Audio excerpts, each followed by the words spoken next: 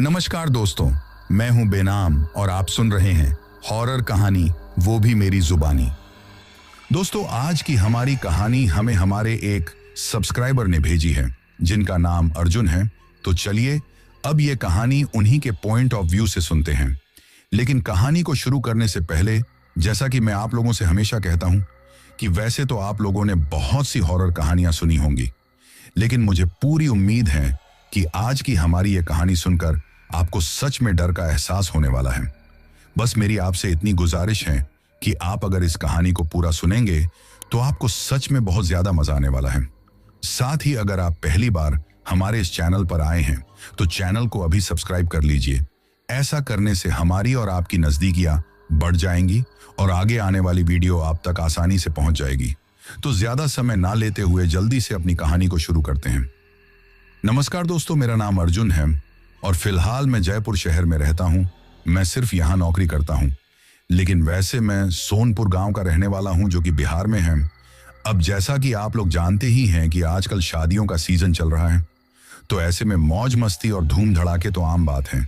लेकिन मुझे तो शादियों में जाना बिल्कुल भी पसंद नहीं है, क्योंकि जैसे ही मुझे मेरे कानों में शादी की वो शहनाइयों की वो आवाज और आंखों के सामने वो शादी वाली सजावट दिखाई देती है, तो मुझे मेरे अतीत में हुआ वो डरावना हादसा याद आने लगता है, जिसको याद करते ही मेरे हाथ पैर डर के मारे थर थर कांपने लगते हैं और मेरे पूरे बदन पर पसीना आ जाना है, क्योंकि मुझे उसका वो खौफनाक और वो डरावना चेहरा आज भी बिल्कुल इस तरीके से याद है जैसे कि अभी कुछ पल पहले ही वो मेरे सामने थी। अब वो कौन थी जिसका चेहरा याद आते ही मैं इतना ज्यादा डरने लगता हूं, और आखिर मेरे अतीत में ऐसा क्या हुआ था जिसकी वजह से आज भी मेरा वो डर मेरे ऊपर इतना ज्यादा हावी हो जाता है। तो इसके बारे में आप लोगों को आज की इस कहानी में आगे चलकर पता चलने वाला है। अब जिस दिन मैं आप लोगों के लिए ये कहानी लिख रहा हूं जो कि मेरे अतीत में हुए एक डरावने हादसे के बारे में है, तो आज भी मेरे ऑफिस के एक स्टाफ के बेटे की शादी है, जिसका मुझे भी इन्विटेशन आया था और इस वक्त मैं उसी का शादी का कार्ड अपने हाथों में लिए बैठा हूं। आज से 10-12 साल पहले भी मैं अपने किसी खास की शादी अटेंड करने अमेरिका से भारत आया था, लेकिन उस शादी में मेरे साथ कुछ ऐसा हुआ जिसकी वो डरावनी याद आज भी मेरे जहन में बिल्कुल ताजा है। और उस दिन से लेकर आज तक मैं किसी भी दूसरी शादी में नहीं गया। दरअसल ये बात उन दिनों की है जब मैंने अपनी जिंदगी की सबसे बड़ी गलती की थी। उस वक्त मैं अपने 2 दोस्तों विजय और रमाकांत के साथ मिलकर उस जगह पर गया जिसका नाम लेने से भी लोग डरते थे, और आज भी कभी कभी मेरे कानों में हमारे गांव के पंडित रघुनाथ की दी हुई वो चेतावनी गूंजने लगती है, जिन्होंने हमसे कहा था कि हम उस जगह के पास ना जाएं। लेकिन सच जानने के लिए मैंने उनकी एक ना सुनी, और उस दिन की हुई सिर्फ एक गलती मुझे आज तक भी सता रही है। इसकी वजह बताने से पहले मैं आप लोगों को थोड़ा बहुत अपने बारे में कुछ बता देता दूं। दरअसल जब मैं काफी छोटा था तो मेरे पापा को खेत में काम करते वक्त लकवा मार गया था, जिसकी वजह से उन्होंने खाट पकड़ ली थी। अब माँ अनपढ़ थी और भला वो अकेली क्या क्या करती। तो ऐसे में बचपन में यह घटना होने के बाद से मेरे चाचा ने ही मेरी परवरिश की थी। उस वक्त उनका भी कोई अपना बच्चा नहीं था, लेकिन जब मैं 13 साल का था तब जाकर कहीं चाचा चाची को एक लड़का हुआ था। उस जमाने में गांव में हमारी बहुत जमीनें हुआ करती थी, तो ऐसे में मेरे चाचा तो खेती बाड़ी ही करते थे, लेकिन मैं बचपन से ही पढ़ने में अच्छा था। 10वीं के बाद मैंने इंजीनियरिंग की और किस्मत से एक बड़ी और अच्छी कंपनी में मेरी नौकरी लग गई, और 2 साल के भीतर ही कंपनी ने मुझे अमेरिका भेज दिया था। लेकिन फिर कुछ साल बीतने के बाद मैंने मेरे चाचा चाची की पसंद की लड़की से शादी कर ली थी। शादी के 2 साल बाद मेरी एक प्यारी सी बेटी हुई, और फिर मेरी पत्नी और मेरी बेटी वो दोनों ही मेरे साथ अमेरिका में रहने लगी थी। लेकिन जब मैंने मेरी माँ से साथ चलने को कहा तो विदेश के माहौल में ढलना उन्हें थोड़ा मुश्किल लगा, इसलिए वो गांव में ही रहती थी। लेकिन अब दिक्कत ये थी कि हमारा गांव आना कभी कभार ही हो पाता था, मगर हफ्ते 10 दिन में फोन पर बात हो जाता करती थी। लेकिन फिर एक दिन मेरे पास मेरे चाचा का फोन आया कि उनके लड़के यानी कि मेरे चचेरे भाई दीपेश की शादी तय हो गई है। ये बात सुनकर मुझे बहुत खुशी हुई, मगर दिक्कत ये थी कि छुट्टी मिलेगी या नहीं, और फिर वीजा वगैरह का झंझट अलग से था। अब मैं चाचा को मना भी नहीं कर सकता था, क्योंकि काफी मन्नतों के बाद दीपेश का जन्म हुआ था और अब उसकी शादी थी। खैर पत्नी और बेटी तो नहीं आ पाए, क्योंकि मेरी बीवी प्रेग्नेंट थी और उसका 6ठा महीना चल रहा था। लेकिन जिस दिन मैं अमेरिका से मेरे गांव उस शादी को अटेंड करने आया, उस दिन मेरी फ्लाइट देर रात एयरपोर्ट पर उतरी थी। लेकिन फिर मैं वहां से कैब बुक करके अपने गांव के लिए निकल पड़ा था। वो नवंबर का महीना था, तो थोड़ी थोड़ी ठंड भी पड़ने लगी थी। गाड़ी में चलते वक्त जब मैंने अपने हाथ में पहनी हुई घड़ी में टाइम देखा, तो उस वक्त रात के 11:30 बज रहे थे और मेरे गांव पहुंचते पहुंचते मुझे 2 घंटे और लगने वाले थे।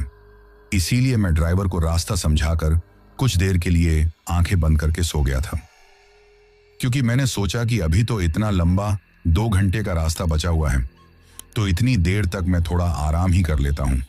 अब चांदनी रात थी और बाहर की तरफ हल्की हल्की ठंडी हवा बह रही थी, जिसके चलते मैंने कार की खिड़की का शीशा थोड़ा खुला हुआ छोड़ रखा था ताकि बाहर की ताजा हवा अंदर आती रहे।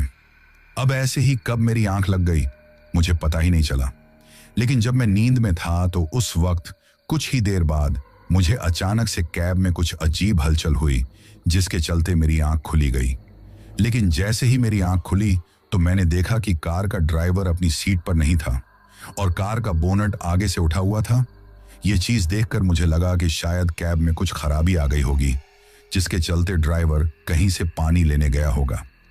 अब जब मैं उस कार से नीचे उतरकर अपने हाथ पैर सीधे करते हुए थोड़ी अंगड़ाई लेने लगा, तो अचानक से मेरी नजर उस घने जंगल के बीचों बीच उस सड़क के साइड में बने अंग्रेजों के जमाने के डाक बंगले पर पड़ी, जहां से बस आधे घंटे की दूरी पर ही मेरा गांव था।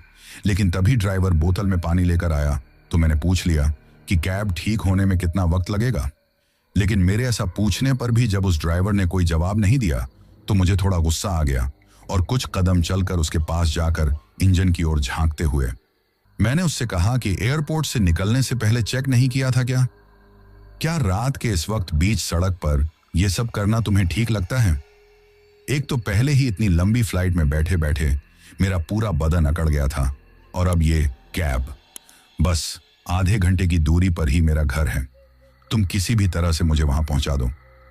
अब मेरी ये बात सुनकर इंजन में पानी डालते हुए वो ड्राइवर मुझसे कहने लगा कि यहां से आगे मुझे कोई भी मदद नहीं मिलने वाली, इसीलिए मैं वो रात सड़क के बगल में ही खाली पड़े उस डाक बंगले में गुजार लूं। सुबह तक वो अपनी गाड़ी भी ठीक कर लेगा।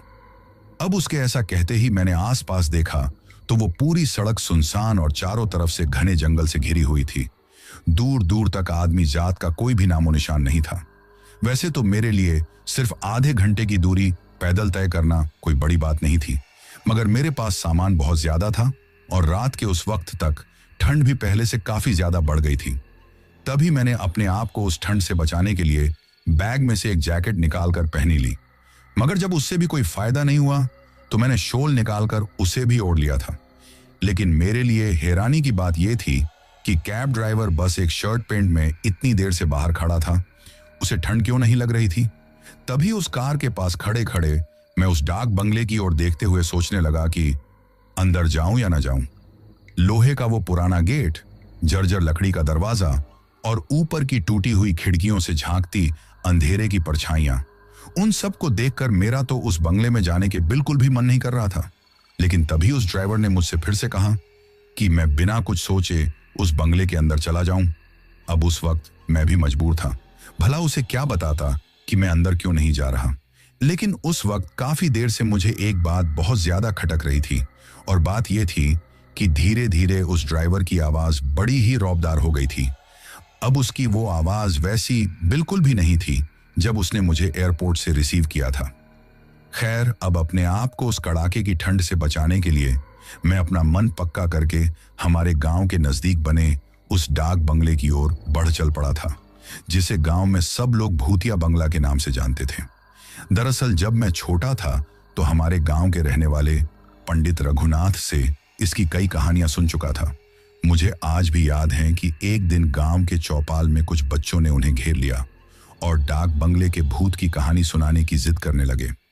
तब उन्होंने मजबूर होकर हम बच्चों को एक डरावनी आवाज में बताया था कि यह डाक बंगला उस समय का है जब अंग्रेज यहां राज करते थे।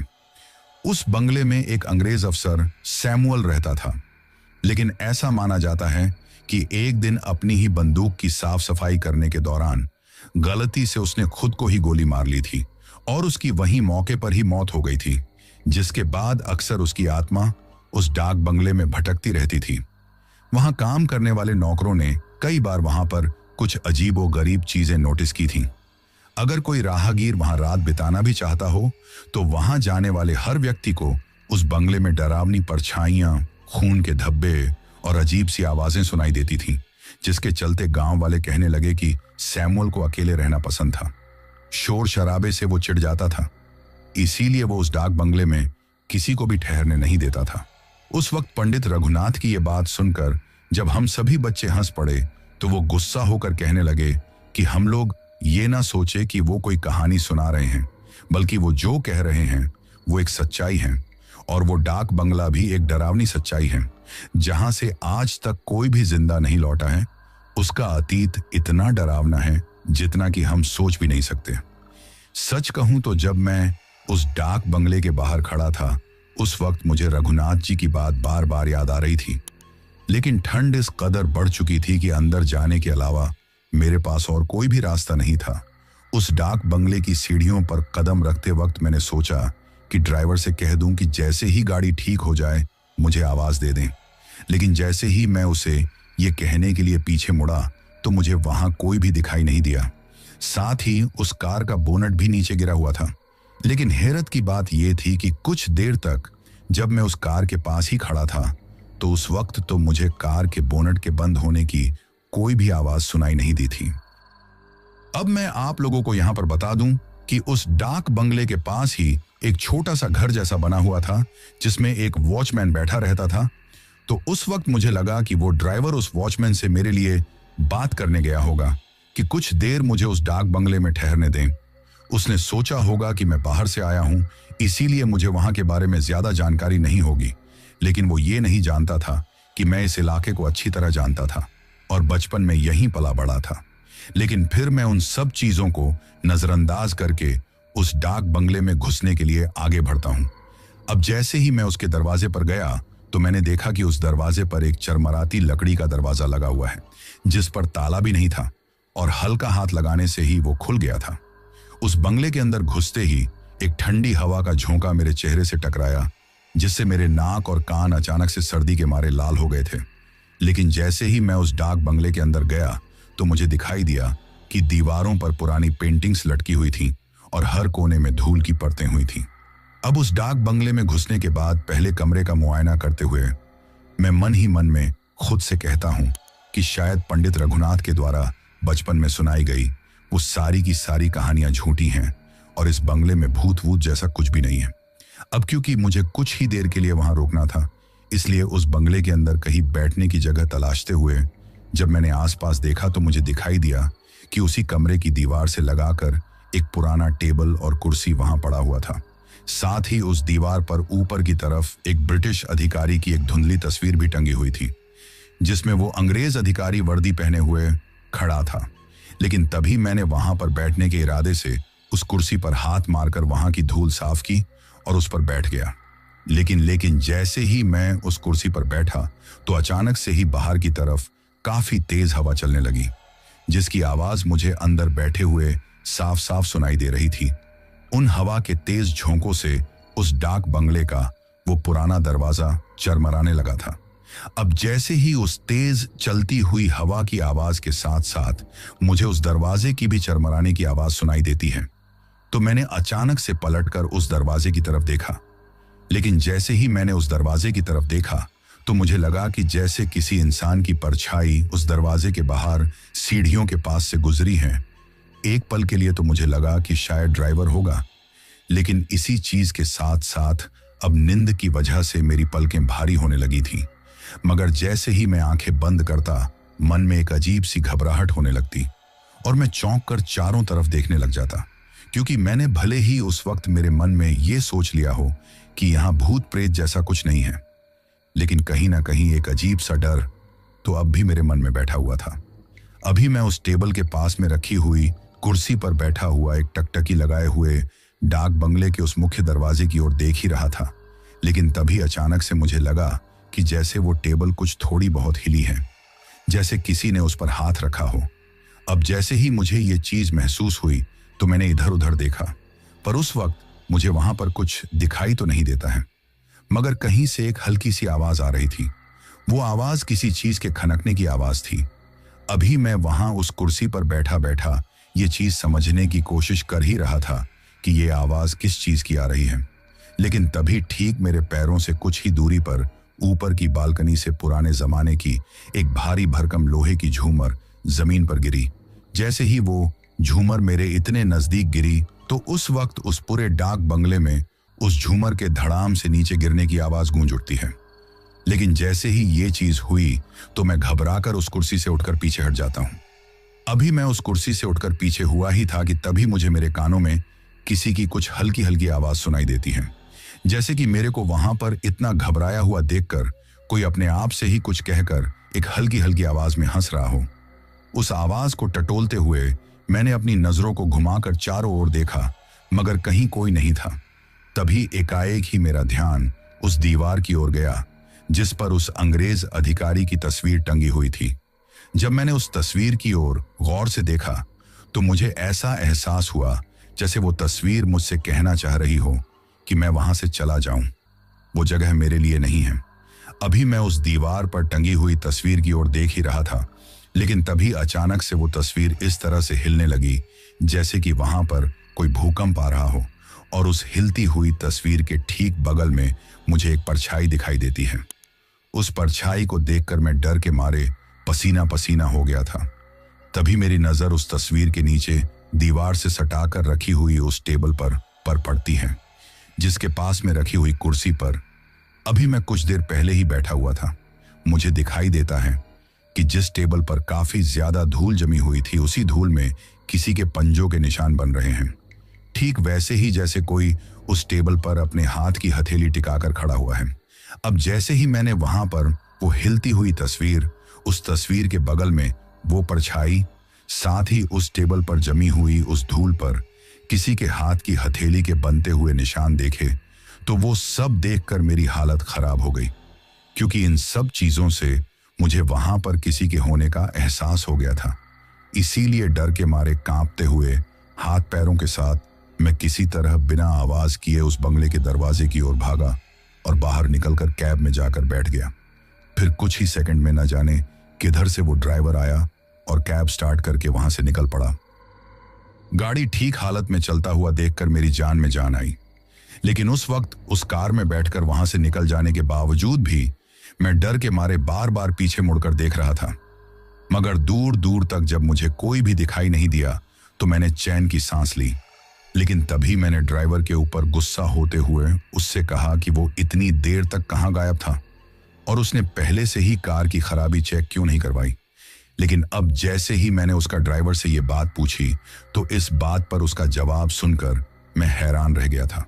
दरअसल कैब ड्राइवर ने मुझसे कहा कि मैं यहाँ नया नया हूँ, इसीलिए मैं इन सब चीजों के बारे में इतना नहीं जानता, मगर मैंने सुना है कि यहाँ सालों से ऐसा होता आया था।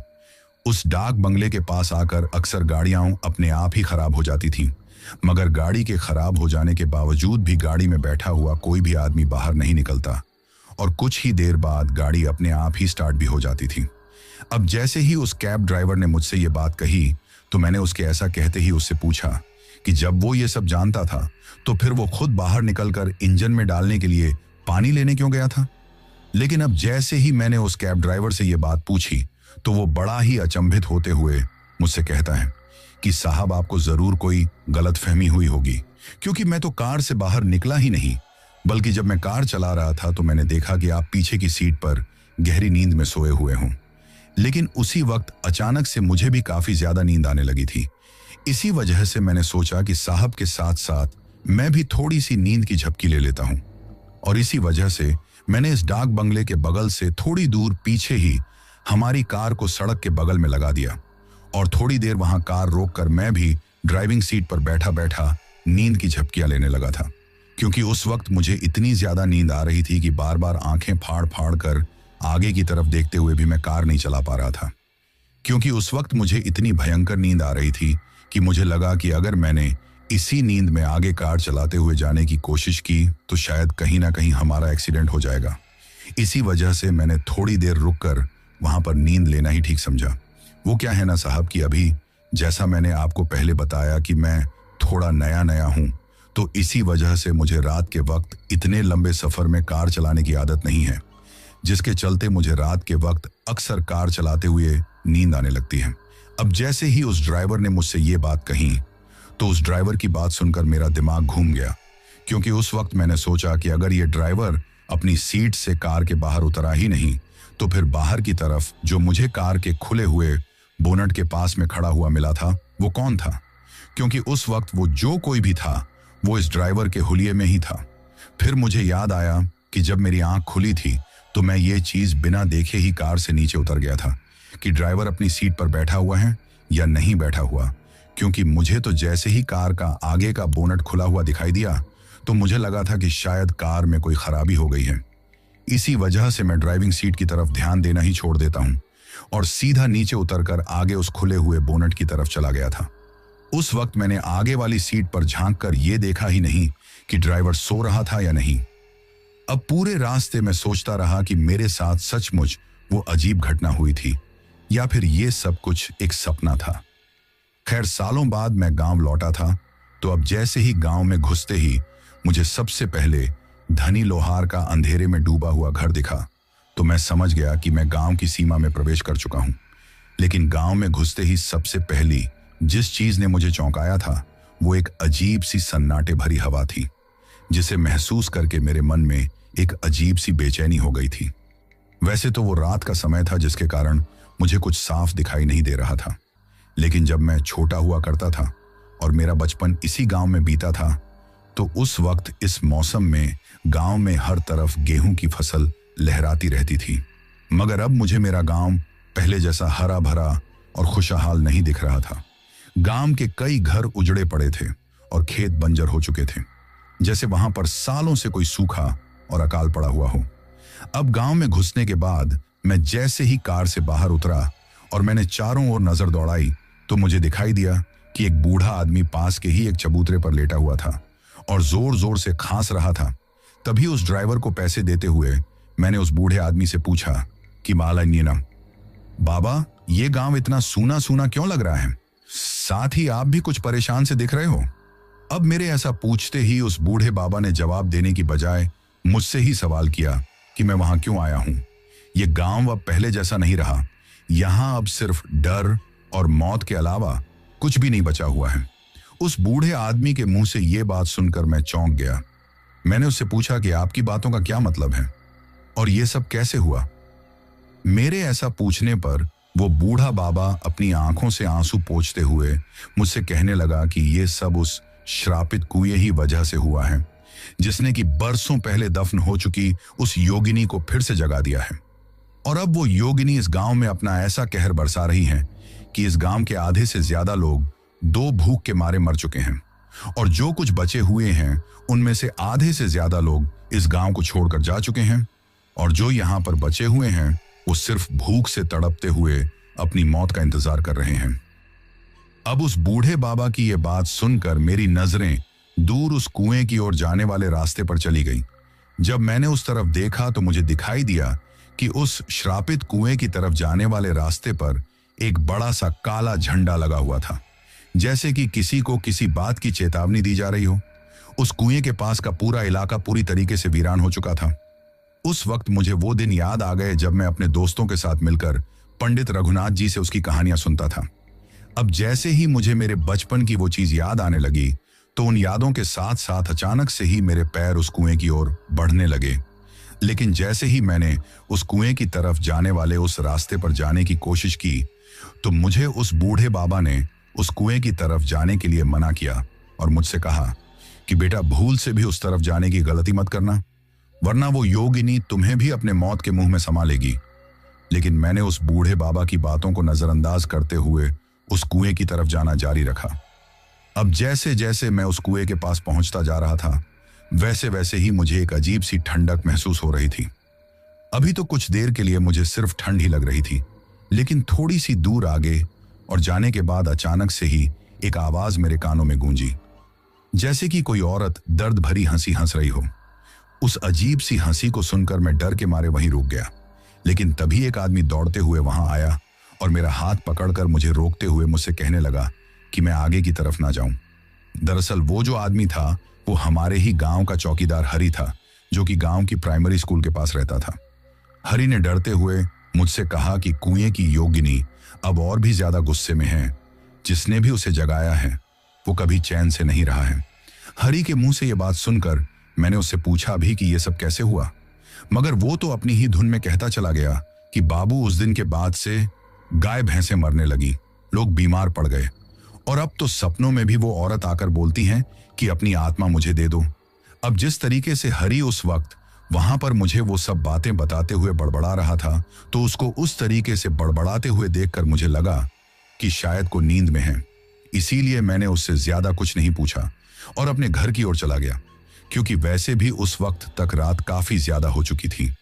घर का दरवाजा खटखटाते वक्त जब मैंने अपने हाथ में पहनी हुई घड़ी में टाइम देखा तो रात के 3 बज चुके थे, और शायद घर में किसी को अंदाजा नहीं था कि मैं इस वक्त उन्हें मिलूंगा, क्योंकि मैंने घर वालों से कहा था कि मुझे घर पहुंचने में सुबह हो जाएगी। लेकिन जब मैंने बार बार घर का दरवाजा खटखटाया तो नींद में हलबलाती हुई आवाज में किसी ने अंदर से बोला कि अरे जरा रुको, अभी आती हूं। उस आवाज को सुनकर मुझे अंदाजा हो गया था कि शायद ये आवाज मेरी माँ की ही है। अब जैसे ही माँ ने दरवाजा खोलते ही मुझे देखा तो उनकी खुशी का ठिकाना नहीं रहा। फिर बातों ही बातों में मेरे चेहरे पर आई हल्की सी घबराहट भी उनसे छिप ना सकी, क्योंकि वो एक माँ थी और माँ अपने बच्चों के हाव भाव से ही उनके मन के अंदर चल रही किसी भी भावना को पहचान ही जाती है। मगर उस वक्त मैंने उस बात को टाल दिया और फिर माँ से ये कहकर सोने के लिए चला गया कि रात काफी ज्यादा हो गई है माँ, और अब आप भी सो जाओ, सुबह होने के बाद हम लोग अच्छे से एक जगह पर बैठकर बतलाएंगे। लेकिन फिर मैं पूरी रात करवटें बदलता रहा, मगर घर पहुंचने के बाद मुझे बिल्कुल भी नींद नहीं आई, क्योंकि नींद की जगह मेरी आंखों के सामने वो डाक बंगला और उस डाक बंगले के अंदर उस गंदी सी दीवार पर टंगी हुई उस अंग्रेज अधिकारी की वो तस्वीर घूम रही थी। साथ ही मेरे साथ वो जो कुछ भी डरावना हादसा हुआ था वो सब कुछ मुझे बार बार याद आ रहा था। और ऊपर से गांव पहुंचते ही ये योगिनी वाला नया डरावना किस्सा अब मेरे दिमाग से नींद को कोसों दूर तक भगा चुके थे। लेकिन फिर सुबह होते ही मेरी जान में जान आई, क्योंकि रात के वक्त तो इन सब चीजों को याद कर करके मैं लेटे लेटे भी बहुत ज्यादा डर रहा था। फिर सुबह के वक्त दीपेश मुझे देखकर खुश हुआ, मगर उसकी भाभी को साथ न लाने की वजह से मुझसे थोड़ा बहुत नाराज भी हो गया था। अब सुबह के वक्त चाय पानी पीने के बाद मेरे चाचा जी शादी की तैयारियां दिखाते दिखाते मुझे चौपाल की ओर ले गए, क्योंकि गांव से अगर एक आदमी भी विदेश की धरती पर पैर रखते तो गांव के लोगों को वहां के बारे में जानने की बड़ी ही उत्सुकता होती है। अब उस शाम दीपेश का तिलक था तो लड़की वाले आने ही वाले थे, तो मैंने चाचा से कहा कि अगर कुछ तैयारियां बाकी हैं तो मैं देख लूं, मगर उन्होंने कहा कि पहले उन्हें कंपाउंडर काका के घर जाना होगा। मगर जैसे ही उन्होंने मुझसे ये बात कही तो मुझे मामला कुछ समझ नहीं आया। तभी मैंने देखा कि हमारे गांव के मुखिया जी और पंडित रघुनाथ उसी ओर चले आ रहे थे। साथ में 2-4 बुजुर्ग और थे। पंडित रघुनाथ अब पहले से ज्यादा कमजोर और थके हुए दिख रहे थे। वो मुझे देखते ही मेरे पास आए और मुझसे मेरा हाल चाल पूछा, लेकिन इससे पहले कि मैं उनसे कुछ पूछ पाता मेरे चाचा और बाकी सब लोग कंपाउंडर काका के घर जाने लगे, तो मैं भी उन्हीं लोगों के साथ हो लिया। वहां जाकर पता चला कि एक दिन बाद उनकी बेटी शिवानी की शादी होनी थी, इसलिए सब चाहते थे कि शिवानी आधी रात को गांव के बाहर वाले उस श्रापित कुएं पर जाकर कुछ विधियां कराए, जिसके लिए वो राजी नहीं हो रही थी और बहुत ज्यादा डर रही थी। मुझे ये सब कुछ समझ नहीं आ रहा था। कहां तो मैं सोच रहा था कि अब गांवों की हालत सुधर रही है और लोग अंधविश्वास से बाहर निकल रहे हैं, मगर मेरे अपने ही गांव में लोग ढकोसलों पर यकीन कर रहे थे। उस वक्त वहां पर मैंने उन सभी लोगों को बीच में 1-2 बार टोकने की कोशिश की, मगर चाचा ने इशारे से मुझे मना कर दिया। लेकिन फिर कुछ देर बाद शिवानी को समझा बुझाकर सब लोग बाहर निकले तो चाचा ने धीरे से मुझे बताया कि 6 महीने पहले गांव के एक घर की जवान बेटी शादी वाले दिन छत से गिरकर मर गई थी, जिसके पीछे उस श्रापित कुएं वाली जोगिनी का ही हाथ था। इसलिए गांव वालों का ऐसा मानना था कि जिस भी लड़की की गांव में शादी हो तो उस योगिनी को शांत करने के लिए जिस लड़की की शादी हो उस लड़की के हाथों से ये विधियां करवाना जरूरी है, ताकि उसकी शादी बिना किसी रोक टोक और किसी खूनी हादसे के बिना पूरी हो जाए। तभी मैंने मेरे चाचा से पूछा कि पहले तो सब ठीक ठाक था, तो फिर इन सब बातों में कोई लॉजिक नहीं है। तब चाचा ने गांव में हुई घटनाओं के बारे में विस्तार से बताते हुए मुझसे कहा कि आज से 6 महीने पहले गांव की एक लड़की की बारात में कुछ मनचले लड़कों ने उस कुएं के पास बैठकर पहले तो शराब पी और फिर कुछ बोतलों में बची हुई शराब को बोतलों सहित ही उस कुएं के अंदर फेंक दिया, जिससे सालों से शांत योगिनी की आत्मा जाग गई है। और अब अगर गांव में किसी भी लकड़ी की शादी होती है तो वो ठीक तरीके से बिना किसी खून खराबे के उस लड़की की शादी नहीं होने देती है। जब तक कि शादी से पहले ही जिस लड़की की शादी है उसके हाथों उस कुएं पर जाकर कुछ विधियां नहीं करवाई जाती, तब तक उसकी आत्मा उसकी शादी को ठीक तरीके से नहीं होने देती है। अब ये सब सुनने के बाद भी मुझे चाचा की बात पर यकीन नहीं हो रहा था, लेकिन फिर उन्होंने आगे बताया कि उसके बाद से ही उस कुएं से अजीब अजीब आवाजें आने लगी हैं। साथ ही रात में लाल साड़ी पहनी हुई एक औरत अक्सर गांव वालों को गांव में इधर उधर घूमते होते हुए दिखाई देती हैं। और सिर्फ गांव में घूमते हुए ही नहीं, बल्कि वो औरत जो कि असल में उस श्रापित कुएं के अंदर रहने वाली एक योगिनी है, वो गांव वालों को रात के वक्त सपने में भी डराने लगी है। इतना ही नहीं, बल्कि शादी और त्योहारों में रुकावटें पैदा करके वो सबको परेशान करने लगी हैं। इसीलिए पंडित रघुनाथ के कहे अनुसार जब भी किसी लड़की की शादी तय होती है तो वो एक दिन पहले ही कुएं पर जाकर ये विधियां पूरी कराती हैं। लेकिन स्कूल मास्टर की बेटी ने ये सब करने से इनकार कर दिया और इन शादी वाले दिन छत से नीचे गिरकर उसकी मौत हो गई थी। और ये सब उस योगिनी की डरावनी आत्मा ने ही किया था। इसलिए उस दिन के बाद से ही गांव की दुल्हन बनने वाली लड़कियों को वहां अकेले जाकर विधियां करनी होती हैं। अब क्योंकि उन दिनों शादियों का सीजन था और दीपेश की शादी के अलावा भी गांव में 2-3 शादियां और होनी थी, मगर मैंने नोटिस किया कि लोगों के चेहरे पर एक अनजाने डर का साया था।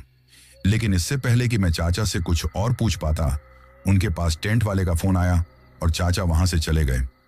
मगर उनके जाने के बाद उस वक्त मुझे वहां पर चुपचाप खड़ा हुआ देखकर पंडित रघुनाथ मेरे पास आए और मेरे कंधे पर हाथ रखकर कहने लगे कि कभी कभी गांव की भलाई के लिए कुछ चीजें करनी पड़ती हैं। उनके मुंह से ये बात सुनकर मैंने बेपरवाह होकर कहा कि पंडित जी, ये सब पुरानी बातें हैं। योगिनी की आत्मा, वो भी आज के समय में? भला ऐसा हो सकता है? ये सब आप डराने के लिए कहते हैं, जैसे कि आप हम जैसे छोटे बच्चों को बचपन में कहानियां सुनाया करते थे। हम मेरे ऐसा कहने पर पंडित रघुनाथ ने अपनी आंखें सिकोड़ते हुए अपनी लकड़ी की छड़ी को जमीन पर हल्के हल्के ठोकते हुए मुझसे कहा कि तुम्हें इन सब पर यकीन नहीं होगा, क्योंकि लाली के साथ जब वो दर्दनाक हादसा हुआ तब तुम वहां नहीं थे। योगिनी का दर्द और उसका गुस्सा छत से गिरती लाली की चीख के साथ उसके चेहरे से साफ साफ झलक रहा था। सबसे पहले मैंने पंडित जी से पूछा कि क्या आप मुझे बता सकते हैं कि मैं क्या हूं? उन्हें परेशान करके ना जगाया जाए। इतना कहकर पंडित जी अपने रास्ते चले गए। अब शाम होते होते घर में दीपेश के तिलक की तैयारियां पूरी हो गई थीं। कुछ ही देर में लड़की वाले आए तो घर वाले उनके स्वागत में लग गए। लेकिन पूरा टाइम मेरा ध्यान शिवानी की ओर लगा रहा, जो रात में उस कुएं पर जाकर वो विधियां करने वाली थी, जहां जाने से गांव के लोग दिन में भी कतराते थे। अब दीपेश के तिलक का फंक्शन था, वो रात को 10 बजे तक खत्म कर दिया गया था ताकि मेहमानों को घर जाने में देर ना हो। फिर 11 बजते बजते घर वाले थक कर सोने चले गए थे, लेकिन उस रात में बिल्कुल भी नहीं सोया था। और फिर जैसे ही आधी रात का वक्त हुआ तो मैं चुपचाप कमरे से बाहर निकल गया, क्योंकि अगर किसी को जरा भी भनक लग जाती तो वो मुझे बाहर निकलने ही नहीं देते। फिर कुछ देर बाद मैं घर के पीछे वाले दरवाजे से निकलकर छिपते छिपाते गांव के बाहरी इलाके की ओर चला गया, जहां वो पुराना श्रापित कुआं था। रात के उस वक्त चांदनी रात में चारों ओर सन्नाटा पसरा हुआ था और सिर्फ हल्की हल्की हवा चल रही थी। ऐसे में पेड़ों की परछाइयां भी डरावनी लग रही थीं। लेकिन मैं थोड़ा बहुत डरते हुए गांव की पगडंडियों से गुजरते हुए चुपचाप एक ऐसी जगह पर पहुंच गया जहां से उस श्रापित कुएं पर आसानी से नजर रखी जा सकती थी। लेकिन थोड़ी ही देर वहां बैठे रहने के बाद मैंने देखा कि शिवानी हाथ में एक थाल लिए कुएं की ओर आ रही थी, जिसमें लाल चुनरी, चूड़ियां, सिंदूर और एक दिया जल रहा था। वो चौकन्नी होकर इधर उधर देखने लगी ताकि कोई उसे देख ना ले, मगर मैंने खुद को एक घने पेड़ के पीछे छिपा लिया था। मुझे नहीं पता कि मैं ये सब क्यों कर रहा था, लेकिन मुझे शिवानी की चिंता थी, जो घर वालों के दबाव में आकर ये सब विधियां करने को राजी हुई थी और अकेले ही उस श्रापित कुएं के पास जा रही थी। जब मैं उस पेड़ के पीछे छुपकर शिवानी को उस तरफ जाते हुए देख रहा था, तो मैं एक बात को सोच सोच कर काफी हैरान था कि कहीं वो भी उन अंधविश्वासों पर विश्वास तो नहीं करती हैं। उस वक्त उसकी वो घबराहट देखकर मैं उस बेचारी को बताना चाह रहा था कि वो डरे नहीं, मैं उसके नजदीक ही हूं। लेकिन गांव की उस प्रथा के हिसाब से आसपास शांति होनी चाहिए थी। लेकिन तभी मैंने देखा कि उस वक्त रात के उस घने अंधेरे में उस कुएं की तरफ जाते वक्त शिवानी इस कदर डर गई कि उसने उस थाली को कुएं से कुछ दूरी पर ही रख दिया और धीमी आवाज में प्रार्थना करते हुए बोली कि हे योगिनी, मेरी शादी को सफल बनाना, मेरी ये भेंट स्वीकार करके मेरे ऊपर अपनी कृपा बनाए रखना।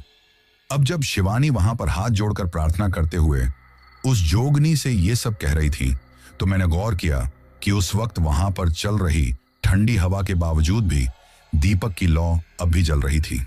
ये चीज देखकर मेरी थोड़ी उत्सुकता बढ़ी और मैं थोड़ा आगे बढ़कर देखने लगा। लेकिन तभी शिवानी अचानक पीछे मुड़ी तो मैंने खुद को झाड़ियों में छिपा लिया।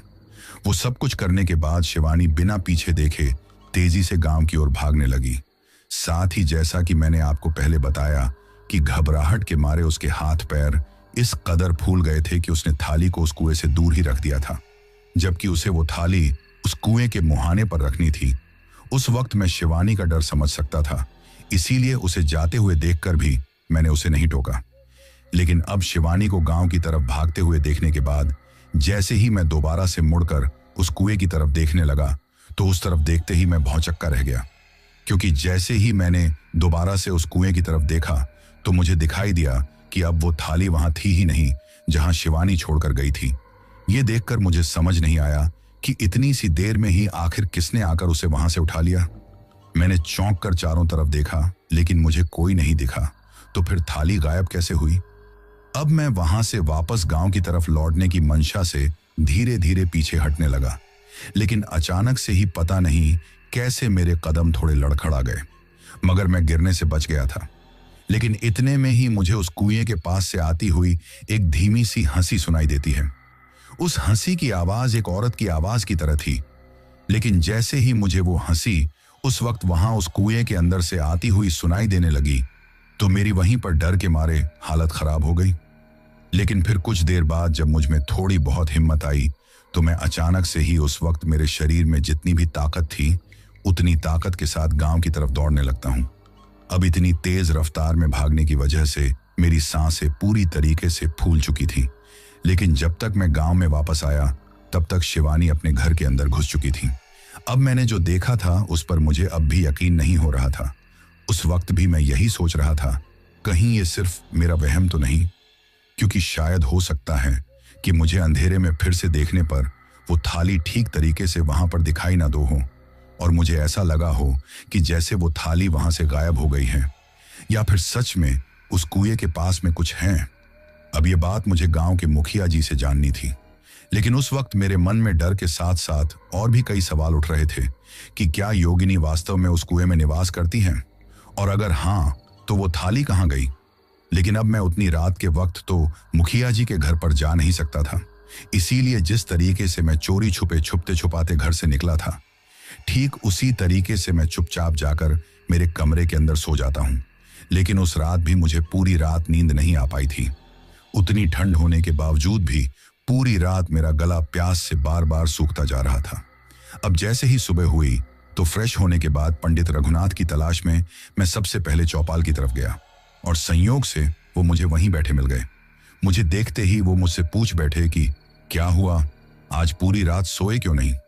अब उनके मुंह से ये बात सुनकर मैं उन्हें हैरत से देखने लगा, क्योंकि उस वक्त मुझे ये समझ में नहीं आया कि आखिर उनको ये बात कैसे पता चली कि आज रात को मैं सो नहीं पाया हूं।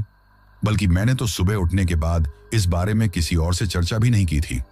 लेकिन फिर वो मुस्कुराते हुए मुझसे बोले कि मैं तुम्हें और तुम्हारी मन के अंदर चलने वाले द्वंद्व को तुम्हारे बचपन से ही पहचान सकता हूं, इसीलिए जो भी बात है तुम बेझिझक मुझसे पूछ सकते हो। उनके ऐसा कहने पर मैंने कुछ सोचते हुए उनसे पूछा कि क्या मैं जो पूछूंगा वो आप मुझे बताएंगे। तो उन्होंने सिर हिलाकर हामी भरी और मुझे अपने दालान पर ले गए। दरअसल गांवों में घर के आगे के हिस्से को दालान कहते हैं, जहां मेहमानों को बैठाते हैं और उनसे बातें करते हैं। दालान पर पहुंचकर पंडित जी ने शायद मेरी खामोशी पढ़ ली, तभी मुझे उस तरह से गुमसुम देखकर वो कहने लगे कि वो अच्छी तरह जानते हैं कि मुझे कुएं वाली योगिनी का सच जानने की उत्सुकता हो रही है। लेकिन अब योगिनी के बारे में बताते हुए उन्होंने अपनी आवाज को थोड़ा धीमा कर लिया था और उसी धीमी आवाज में वो मुझे बताते हैं कि कई साल पहले इस गांव में बारिश नहीं हो रही थी, चारों तरफ अकाल पड़ा हुआ था, गांव के लोग भूख से मर रहे थे। तब गांव के उस वक्त के मुखिया ने एक उपाय सुझाया। उन्होंने कहा कि बारिश के देवता को खुश करने के लिए एक बलिदान देना होगा, और वो बलिदान होगा एक कुंवारी लड़की की जीवित आत्मा। अब गांव वालों ने उस बलिदान के लिए गांव की उस समय की सबसे मासूम लड़की को चुना, जिसका नाम राधिका था। उस वक्त वो सिर्फ 17 साल की थी, लेकिन उतनी सी उम्र में ही उसे देवता का दूत बनाकर अंधविश्वास के चलते गांव वालों के द्वारा उस कुएं में जिंदा दफना दिया गया। अभी पंडित रघुनाथ जी ने इतनी बात बोली ही थी कि उनके मुंह से सिर्फ इतना सुनकर ही डर के मारे मेरी सांसें थम गई थीं। जब वो मुझे ये सब कुछ बता रहे थे तो उस वक्त चारों तरफ के माहौल में एक अजीब सा सन्नाटा छाया हुआ था। तभी मैंने हकलाते हुए कहा कि क्या सच में ऐसा हुआ था? तो उन्होंने सिर हिलाकर हामी भरी। फिर मैंने पूछा कि आगे क्या हुआ? तो रघुनाथ जी धीरे धीरे दबी आवाज में बोले कि बलि के बाद बारिश तो हुई, लेकिन उसके बाद से सब कुछ बदल गया। उस रात गांव के लोगों ने कुएं के पास अजीब सी डरावनी आवाजें सुनी, किसी के रोने की और चिल्लाने की आवाज। और फिर राधिका की आत्मा हर रात इस गांव में घूमने लगी, क्योंकि वो अपनी मौत का बदला लेना चाहती थी। उनके मुंह से यह सुनकर मैं घबरा गया और पंडित रघुनाथ की ओर देखते हुए गंभीरता से बोला कि पंडित जी, क्या सच में उसकी आत्मा अब भी जिंदा है? इस पर वो आंखें बंद करके बोले कि वो सिर्फ जिंदा नहीं है, बल्कि हर रात अपने दर्द का बदला लेने के लिए घूमती है, और जो भी उसके रास्ते में आता है वो कभी वापस नहीं लौटता। ये बात सुनते ही मैंने थोड़ी हिम्मत जुटाते हुए कहा कि ये सब बेकार की बातें हैं, मैं खुद कुएं के पास जाकर देखूंगा। इस पर वो एकदम से चिल्लाते हुए बोले, अरे पागल मत बन, वो कुआं और डाक बंगला तुम्हें खत्म कर देगा। अब उस डाक बंगले की बात सुनकर मैं चौंक गया। मेरे होश उड़े चेहरे को देखकर वो कहने लगे कि उन्हें पता है कि मैं उनकी बातों का विश्वास नहीं करूंगा, लेकिन वो जो कह रहे थे वो सच था। अगर मैं कुएं के पास गया तो एक और मुसीबत आ जाएगी। अब उस दिन शिवानी की शादी थी और अगले दिन दीपेश की बारात निकलने वाली थी, तो ऐसे में मेरे पास टाइम बहुत कम था, लेकिन मुझे किसी भी हालत में योगिनी का सच जानना था। शादी के उस माहौल में मेरा पूरा घर मेहमानों से भरा हुआ था, कहीं पर बैठने तक की जगह नहीं थी, और मुझे अपने बचपन के दोस्त विजय और रमाकांत से भी मिलना था, जो 2 दिन से मुझे दिखाई नहीं दिए थे। बचपन में जब भी हम दोस्तों को छिपना होता या कुछ जरूरी बात करनी होती थी तो हम ठाकुर की हवेली के पीछे वाले हिस्से में मिलते थे। मुझे लगा कि अब भी वो दोनों शाम को वहां मिलते होंगे, इसलिए शाम होते ही मैं भी चुपचाप उधर निकल गया। उस रात शिवानी की बारात आई हुई थी और बड़ी ही धूमधाम से उसकी शादी हो रही थी, जिसकी वजह से पूरा गांव उधर बिजी था। लेकिन जब मैं अकेला उस हवेली के पिछले हिस्से में पहुंचा तो मैंने देखा कि वहां कोई भी नहीं था। मैंने सोचा कुछ देर रुक कर इंतजार कर लेना चाहिए, शायद हो सकता है वो दोनों आ जाए। अब क्योंकि धीरे धीरे ठंड बढ़ रही थी, इसलिए मैंने सिगरेट जलाई और उसे पीने लगा। लेकिन तभी अंधेरे में एक परछाई मुझे मेरी ओर आती हुई दिखी। उस परछाई की शरीर की बनावट से वो कोई औरत लग रही थी। मुझे लगा कि हो सकता है गांव की ही कोई औरत शौच के लिए खेत की ओर जा रही होगी, लेकिन जब वो धीरे धीरे मेरी ओर ही बढ़ने लगी तो मैं थोड़ा सतर्क हो गया। तभी एक भारी आवाज उभरी, तुम्हें यहां नहीं आना चाहिए था। इस आवाज को सुनकर मुझे लगा कि गांव की ही कोई चाची होंगी, तो मैंने सिगरेट छिपाते हुए कह दिया कि मैं अपने दोस्तों का इंतजार कर रहा हूं। यह सुनकर वो कुछ देर चुप रही और फिर बोली कि मेरे दोस्त मुझे वहां नहीं मिलेंगे, मैं कहीं और जाकर देखूं। अब उस औरत के मुंह से यह बात सुनकर मैं हैरान था कि उस औरत को कैसे पता कि मेरे दोस्त कहां होंगे, लेकिन जब तक मैं कुछ और पूछता वो वहां से पता नहीं कहां गायब हो गई थी। अब उसके वहां से इस तरह से अचानक से गायब होते ही मैं फिर से हैरत में पड़ गया कि आखिर वो थी कौन। फिर कुछ देर बाद मैं वहां से निकलकर घर की ओर जाते हुए सोचने लगा कि इतनी रात गए, मैं अपने दोस्तों को कहां ढूंढूं। लेकिन तभी मुझे कुछ याद आया और मैं गांव के उस पुराने स्कूल की तरफ मुड़ गया जहां अक्सर हम क्रिकेट खेला करते थे। स्कूल के पास पहुंचकर मैंने देखा कि वो स्कूल अब खंडहर में बदल चुका था। अब रात के वक्त ही उस स्कूल की सीढ़ियां चढ़कर मैं क्लासरूम के बाहर टहलने लगा, लेकिन तभी एक कमरा खुला देख मैं टॉर्च की रोशनी डालते हुए अंदर चला गया और बेंच पर बैठकर अपनी पॉकेट डायरी में पुरानी यादें लिखने लगा। अभी मैं वहां बैठा बैठा अपनी पॉकेट डायरी में अपने बचपन की उस स्कूल से जुड़ी हुई कुछ यादें लिख ही रहा था कि तभी खिड़की पर एक तेज आवाज हुई। अब जैसे ही वो आवाज हुई तो मैंने चौंकते हुए पूछा, कौन है वहां?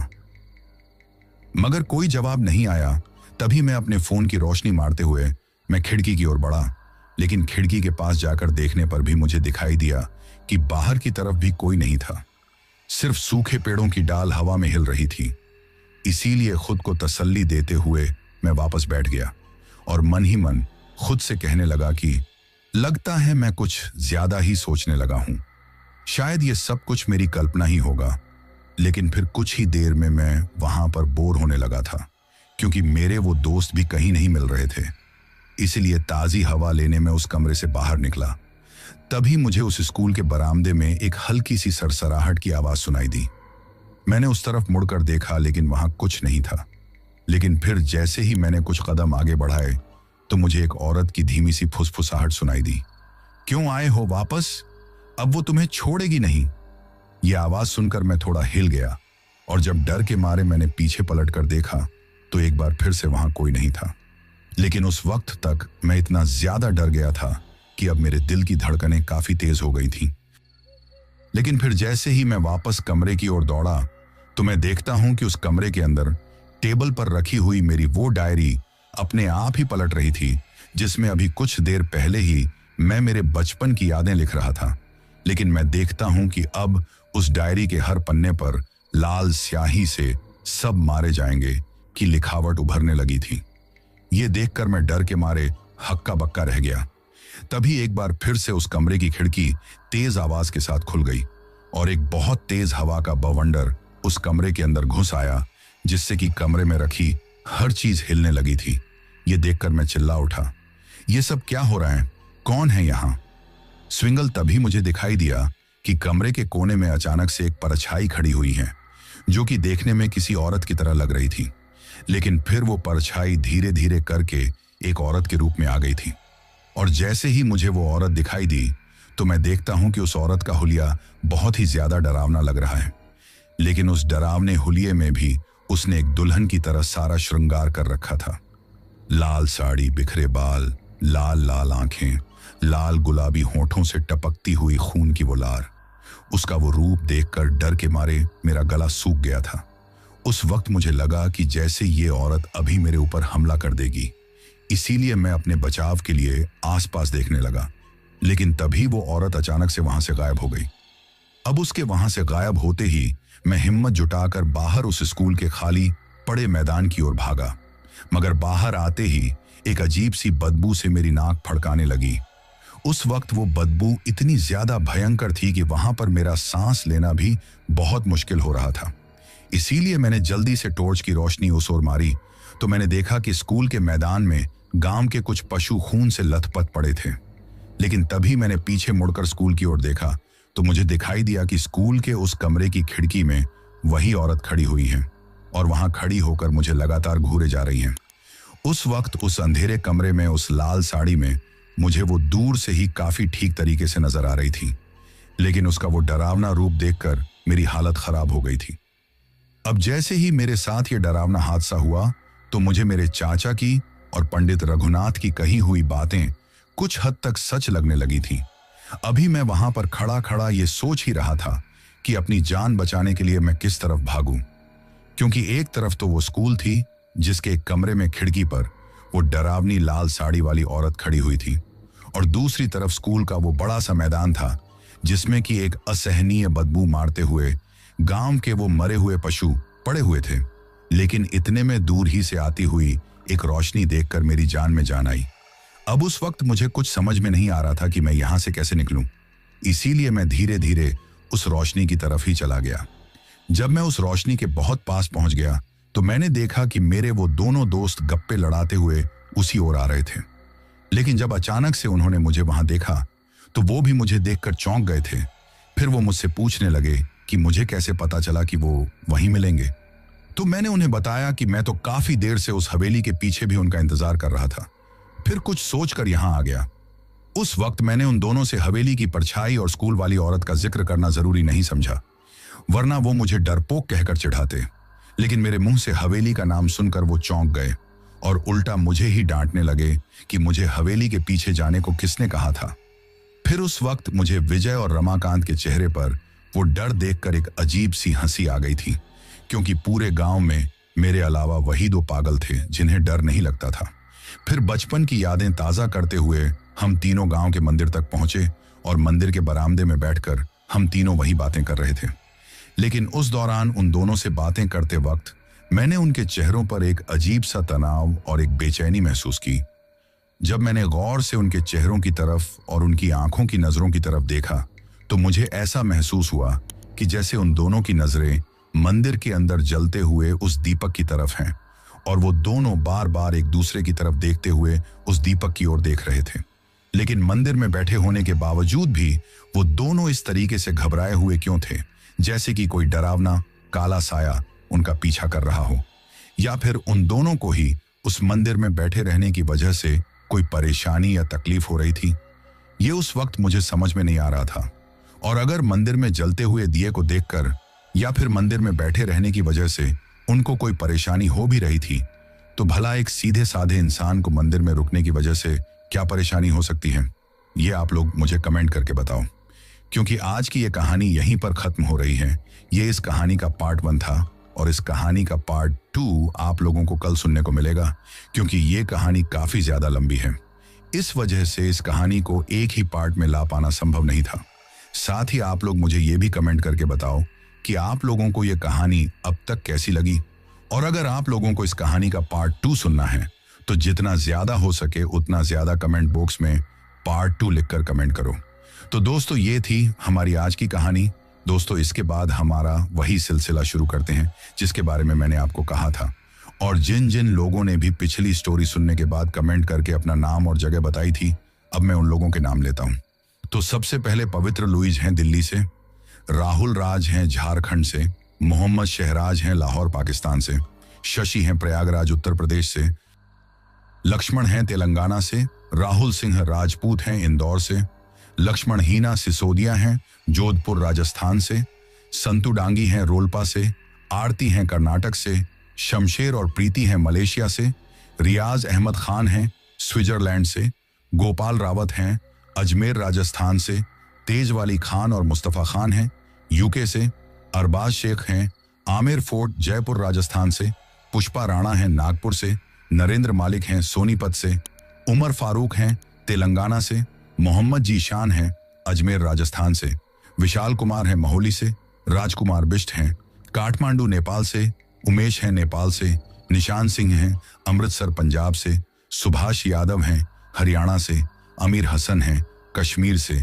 किशन कुमार हैं चंडीगढ़ से, शोभा और अशोक हैं हरियाणा से, हजवसा बासुमत्री हैं असम से, आदित्य यादव हैं झारखंड से, योगेश हैं गुजरात से, मोहम्मद अयूब हैं दुबई से, माया शर्मा हैं मॉरिशस से, टुम्पा शाह हैं कोलकाता से, राजू हैं मणिपुर से, दीपक हैं गुड़गांव हरियाणा से, मुनाव्वर अली हैं बस्ती से, रवि हैं चंडीगढ़ से, खोलेम वांगपेन हैं अरुणाचल प्रदेश से, जैनुल आबदीन हैं इराक से, कैलाश हैं महाराष्ट्र से, शुभांगी महेश गटकल हैं अहमदनगर महाराष्ट्र से, सद्दाम खान हैं रोमियान से, कल्पना आनंद बागड़े हैं महाराष्ट्र से, सैंडी चौहान हैं यूपी से, लक्ष्मण अग्रवाल हैं दिल्ली यूनिवर्सिटी से, ज्योति शंकर हैं हिमाचल प्रदेश से, सपना सोनी हैं, देवांग गौतम हैं बेंगलुरु से, रवि वर्मा हैं यूपी से, चेतन हितेश और पिंकल हैं गुजरात से, निखिल सिंह हैं दिल्ली से, कार्तिक दीक्षित हैं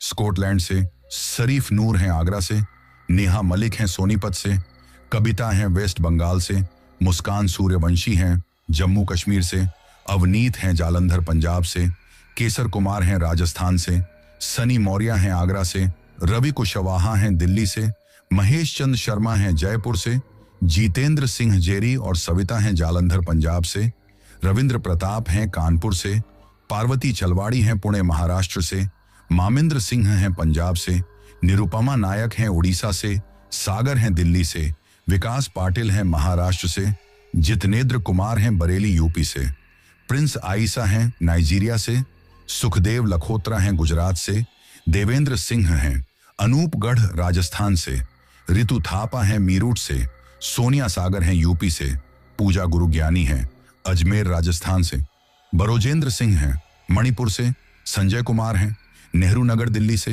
राजेश मिश्रा हैं शुक्लागंज से, हेम्पी संधू हैं बिलासपुर से, समुद्र श्रेष्ठा हैं काठमांडू नेपाल से, भावेश दास हैं असम से, जहीर शेख हैं पाकिस्तान से, योगेश हैं यमुनानगर से, ज्योति और बंदी हैं दिल्ली से, कैलाश गगड़े हैं पुणे महाराष्ट्र से, नदीम होंडा हैं पंजाब से, अमर गोयर हैं राजस्थान से, सिपा बराड़ हैं बठिंडा पंजाब से, सचिन कुमार हैं गुजरात से, इंजामा मूल हैं असम से, राजवीर बन्ना हैं दूदू जयपुर राजस्थान से, अली डिजास्टर हैं लाहौर पाकिस्तान से, साहिल हैं इंग्लैंड से, प्रणेश हैं मध्य प्रदेश से, टूटनदे हैं नागालैंड से, पप्पू हैं मीरूट उत्तर प्रदेश से, करण राणा हैं नेपाल से, राधेश्याम राव हैं गुजरात से, सोनम गुप्ता हैं मुंबई से, विष्णु हैं अरुणाचल प्रदेश से, कृष्णा हैं तमिलनाडु से, भूषण खोड़े हैं नासिक महाराष्ट्र से, अमरनाथ हैं बिहार छपरा से, रेहान अंसारी हैं फरुखाबाद से,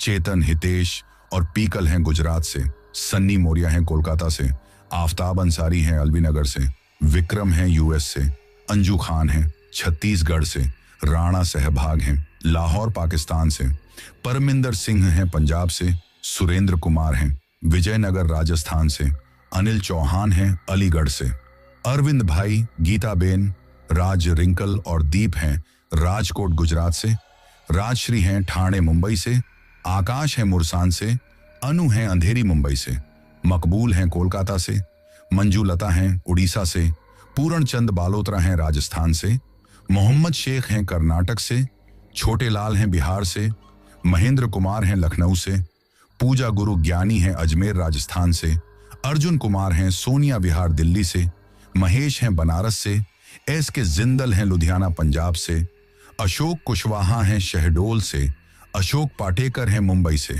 परवेज अंसारी हैं कानपुर से, मंसूरा हैं यूके से, हाकम सिंह हैं इटली से, माधुरी चौहान हैं रायगढ़ छत्तीसगढ़ से, मदन हैं इलाहाबाद से, गोलू भदौरिया हैं भोपाल से, इरफान सिद्दीकी हैं मुंबई से, गौतम कामले हैं महाराष्ट्र से, यूएस तिवारी हैं प्रयागराज से, शुभेंदु सिंह हैं असम से, आरती प्रजापति हैं कोटा से, गणेश कुमार हैं चेन्नई से, महेश पंडित हैं गाजियाबाद से, राजुला हैं यूपी से, सीमा हैं गुजरात से, अमीर चंद मल्होत्रा हैं जालंधर पंजाब से, शिवम गुप्ता हैं, साहिल जोशी हैं काठमांडू नेपाल से, चेष्टा हैं जयपुर से, विकास जोशी हैं काठमांडू नेपाल से, सरिता राणा हैं नेपाल से, और सबसे लास्ट में आबिद शाह और लाइबा नूर हैं फैसलाबाद से। तो दोस्तों, ये थे उन लोगों के नाम जिन्होंने पिछली स्टोरी पर कमेंट करके हमें बताया था कि वो कहाँ से कहानी सुनते हैं। इसके साथ ही अगर किसी का नाम छूट गया हो तो वो कमेंट करके बताना, कल वाली वीडियो में उनका नाम ले लिया जाएगा। मैंने पूरी कोशिश की है कि किसी का भी नाम ना छूटे। इसके साथ ही अगर अभी तक भी आप लोगों ने चैनल को सब्सक्राइब नहीं किया है तो जल्दी से चैनल को सब्सक्राइब कर लो, क्योंकि आपका ये छोटा सा सहयोग मेरे लिए बहुत ज्यादा मायने रखता है।